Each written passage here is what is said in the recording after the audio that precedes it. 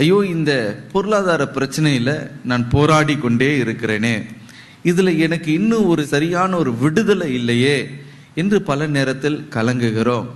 உங்கள் நிமித்தம், உனக்காக இந்த தரித்திரத்தின் சாபத்தை அவர் சிலுவையில் உனக்காக அவர் ஏற்றுக்கொண்டதுனால இந்த நியாயப்பிரமாணத்தின் சாபத்திலிருந்து நம்மை நீங்களாக்கி நம்மை மீட்க அவர் வல்லமை உள்ளவராக இருக்கிறார். ஹல்லேலூயா. சூசானா யோவானா ஆஸ்தினாலே ஊழியம் செய்தார்கள். அப்படி ஊழியம் செய்ய முடியும். மேடையில தான் நின்று பிரசங்கம் பண்றது தான் ஊழியம் நினைச்சுக்காதீங்க. எனக்கு பிரியமானவர்களை, பல விதங்களில் நீங்கள் ஊழியம் செய்ய முடியும். தாளந்துகளை நீங்கள் பயன்படுத்த முடியும், உங்களுடைய ஆஸ்திகளை நீங்கள் பயன்படுத்த முடியும். ஆண்டவர் அப்படியும் ஊழியம் செய்ய முடியும். ஆகவே அரிமத்தியா ஊரனாகிய யோசேப்பு அப்படிதான் ஊழியம் செய்தார். ஒருவேளை அவர் நின்று பெரிய பிரசங்கம் பண்றதுக்கு அவருக்கு தெரியாது. ஆனா இயேசுவுக்கு என்னெல்லாம் செய்யணுமோ அந்த நேரத்தில் இவரே முன் வந்து காரியங்களெல்லாம் டக்கு டக்கு டக்கு டக்குன்னு செய்து முடித்தார். ஹல்லேலூயா.